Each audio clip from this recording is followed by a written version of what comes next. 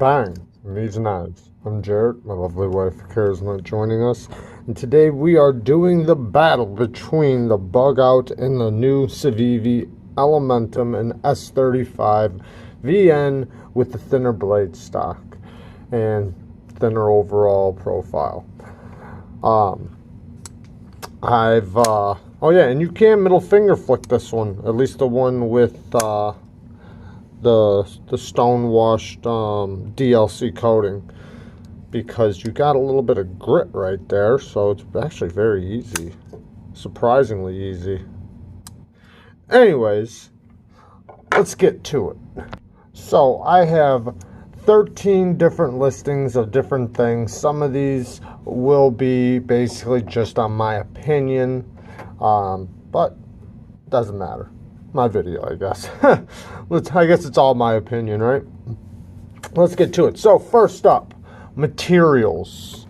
Well, first off, I got new scales on this. The original ones come with FRN scales like this.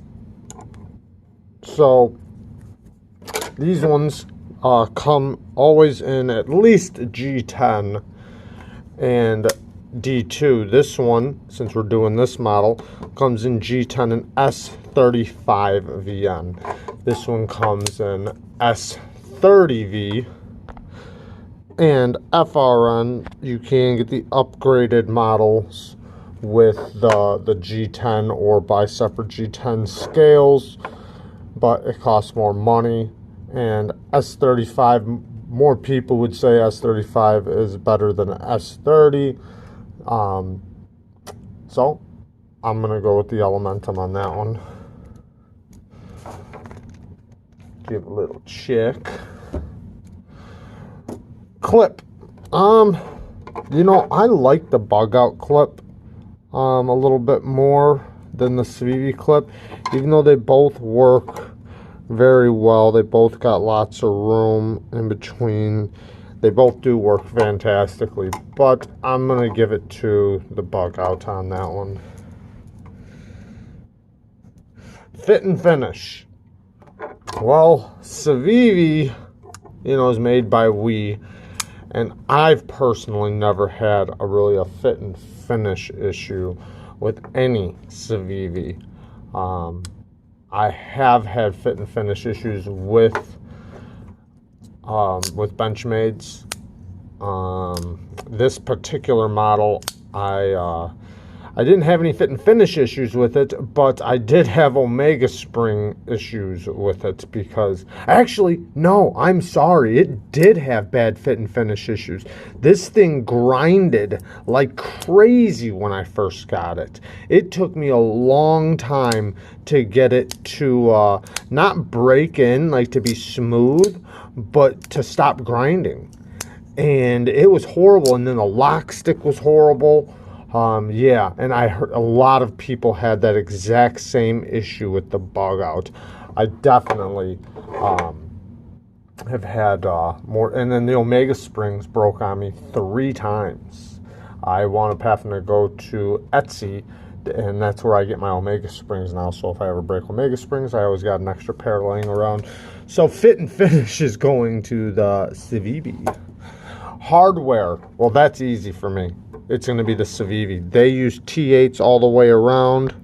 I think the clip is the only thing that uses T6s, and Benchmade uses T8 for the pivot, and then T6s all the way around. So definitely got to go with the Civivi on the hardware. Now, before this thing's over, I know we still have a lot of categories left. I just want to say I do love both of these knives. I do like both of them. I love the Bugout. This is an awesome knife. I think this was a great knife for Benchmade to make. It's very smooth. The only issue now that I have with it is I worry about the Omega springs. I got the ones from Etsy, but I mean, I don't really worry about the ones from Etsy as much as the ones from Benchmade, but still. And I do want to get some titanium scales for this. And then same thing with this. I've loved the Elementum since the first one I have. We currently have 3 different ones now. We have a gray G10, Then we have a Micarta one, and then this new S35 version. Okay, action. Okay, action. This is kind of, it's kind of a weird place because one's thumb stud and one's a flipper. But now I can middle finger flick this one. I don't know how that would be on the regular stonewashed version because these come in this coating with the stonewash or just a regular stonewash without the DLC coating. And I don't know if you could do that with that one. It's very easy with this one. I'm not sure. So I'm just going to go off of the flipper tab. Even though, like I said, it's very, very easy to middle finger flick it. I mean, entirely way too easy. But thumb stud with an axis lock. Axis locks are so much more fidgety and they're stronger. But the action on the Civivi, the action is great. It's fantastic. But man, the axis lock, you can also do the where you hold down the axis lock. I don't really do that. I find it so much easier to just see. I couldn't even get it. I'm under the camera, that's why. But I find it just easier just to go bam. But I'm gonna give it to the Benchmade. Even though, I mean, I almost want to just give it both to them because it's just, you know, different locking mechanisms. But I'm gonna give it to the Bugout because, you know, of the clothes, and it's, you know, funner to fidget with. Okay, company. Now this one is a little biasy. I mean, I'm definitely going to be biased because this one's made in the USA, so I want to say USA, but Civivi and We Company work with a lot of USA designers. I mean, many companies work with so a lot of US workers, you know, they definitely, or people, I should say, benefit from selling these knives. It's not like only China makes money off of that. America makes money off of that too. And a lot of companies that are in America sell these knives. They make money off of it. So it's hard to say, you know, and they both do have a great company and make great knives. Benchmade's warranty, I think, is a little bit better. Easy to send it in, easy to let them deal with it. They always take care of it. They're really good with that. You can get blade replacements and stuff like that for the most part. You got to pay a little bit of money, but I think it's only like 20 bucks for a new blade or something like that. Might be a little bit more for like S90V. I think it's 40 bucks for S90V. But I'm going to give it to Benchmade. USA all the way. All right, strength. Ooh, this one's tough because the locking mechanism I already know is stronger on an axis lock. I already know that. So there's no doubt on that. But this has full liners. So side to side pressure and stuff like that, this one's going to be stronger for sure. I mean, this thing has little tiny liners that only go to there. I mean, it's a little teardrop of a liner. I mean, it's almost not even a liner. You can see it. I mean, it's so tiny. So, ooh, the strength, it's kind of hard because the locking mechanism is definitely going to be stronger on this. But it's not going to matter if it doesn't support. I don't know. This one's definitely a tough one. Ah, man. And this one's got a lot of milling cut out. I know that takes away some strength, but it's still going to be stronger than the Bugout in a lot of ways. I'm just going to give it a tie because one's stronger in one area, the other one's stronger in the other area. Dang it. That kind of sucks because I might have to give it a tiebreaker on this one. Now, blade geometry. Okay, so now here's the thing. I cut with both of them one by one. One cut, then one cut, and I'm trying to figure it out because I know this one's a lot thinner behind the edge. This one's like 10 thousandths behind the edge. This one's like, I think I measured this one 18 thousandths behind the edge. But they both have the exact same blade stock thickness. Also, they both have the same handle thickness too, just so you guys know. But both the same blade thickness. So going through materials, you know, a lot of your resistance is going to come from your blade stock thickness. Blade geometry has to do with the taper of how, you know, how it comes down to the edge. It doesn't necessarily mean thin behind the edge. It's how it, you know, it's the whole blade itself. And going through materials, these things are very similar because of the blade stock thickness.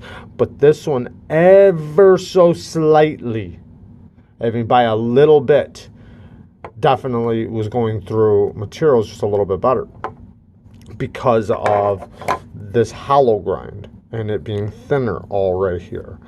Just had less resistance, I guess, you know, going through. You know, and also the reason why they're very similar is because, you know, they both have a thin blade, and they both, you know, once you go to the edge and get down to the edge, they're both going to come down to the same point. So even if one's a little thinner, you know, and the other one's just a little bit thicker, as long as it's not dramatically thicker, they both still have the edge and how it bites in.